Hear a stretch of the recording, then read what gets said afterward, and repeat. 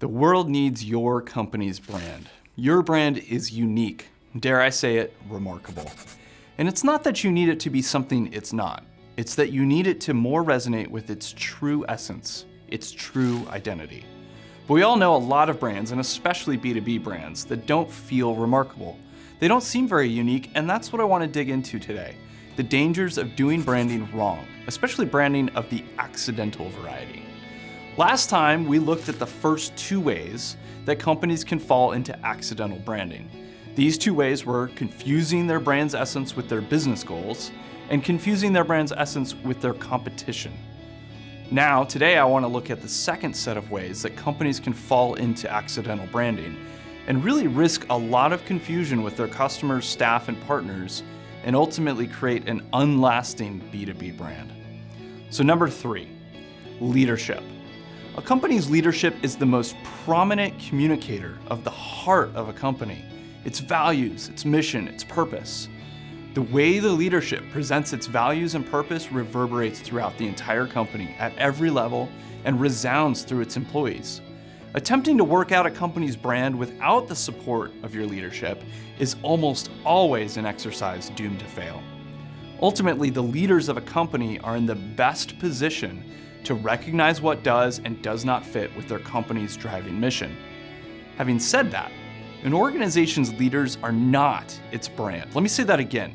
Your organization's leaders are not your brand. Unless we're talking about the founder of the company, anybody else in leadership, no matter how amazing or influential or publicly prominent, is merely accidental. Somebody else could have led the company, and somebody else will inevitably lead the company. The present CEO is not the company's identity, and the CEO's personal tastes should not drive brand decisions. The boss likes this color, or the boss loves this typeface, are not brand-based reasons to choose a particular color or typeface. The same is true of any other outspoken or prominent person in a business who may want to influence the brand around their pet projects. The brand is not about them. How often we have seen the leadership of an organization drive its brand towards the leader's fantasies rather than the organization's real abilities. The leader badly wants something, and the organization must transform its identity to serve as a tool for the leader to get it. When rebranding accompanies a change of leadership, often it is a sign that the former brand, quote unquote, looks too much like the personal seal of the former leader. And all too often, the new brand seems uncannily shaped to fit the predispositions of the new leader. Customers and employees feel this dissonance, and they look for excuses to exit until a new leader reinvents the business yet again. Exceptional founders. This is the exception to the rule. The one exception of the rule that leaders are not essential to the brand is the founder of a company, or the founding team. The founder of a company at its point of origin is essential to the company. Without the founder, it simply wouldn't have existed. There is no Ford Motor Company without Henry Ford, and there's no Apple without Steve Jobs. The values and vision of a founder are often identified with the values and vision of the company. Still, even the founder of a company is never the whole of its identity. The company aims to outlive its founder, just as Ford and Apple persist to this very day without their founders. A founder's job is to create something larger than themselves, and the brand will ultimately take on a life of its own. Okay, so there's the third one. Here's our fourth and final way that B2B brands fall into accidental branding: their history. It's perfectly natural to think that a brand's identity is its history. A history is the story of what the organization has done over time, and what an organization does inevitably reflects who it really is and what it cares about. Therefore, a company's history gives us a lot of information about its brand identity. Longevity in a company often indicates customer loyalty, and that loyalty often hangs on a common thread of brand identity which has remained over time. It would be malpractice to try to brand a company without knowing anything about its history. But no brand is its history.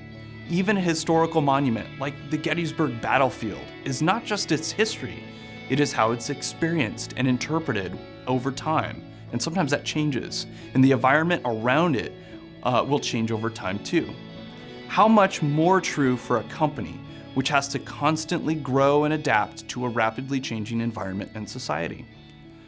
Don't let your brand get stuck in the past. A company which defines itself by events in its past history risks stagnating into irrelevance. Maybe your company did something amazing 20 years ago, but is that still how you want to be remembered today? Don't be like Uncle Rico, the 50-year-old man forever living in the memories of having been the varsity football quarterback in high school. While your brand might be best expressed by retelling the story of your founding in a basement 200 years ago, because the story of those events best reflects the values and personality traits which continue to animate your brand today, the mere fact that you have a long and interesting history to tell doesn't automatically make it the best window into your brand's soul. Ultimately, the foundational mistake in all of these accidental branding examples comes from confusing what is important with what is essential. Your goals, competition, leadership, and history are all really vitally important components to understand when building your B2B brand or developing a marketing plan for it. Being important doesn't make them the essence of the business, though. The essence of a brand is its unchanging core, without which it would simply not be the same brand. You can and should find that essence for your brand, and once you do, you'll be well on your way to a remarkable brand. If you want to dig deeper on the dangers of accidental branding, check out the full article on our website at resoundcreative.com. And if you haven't already, make sure you're subscribed to our newsletter so that you don't ever miss any of our podcast episodes, videos, articles, and other branding resources. And don't forget, you are remarkable.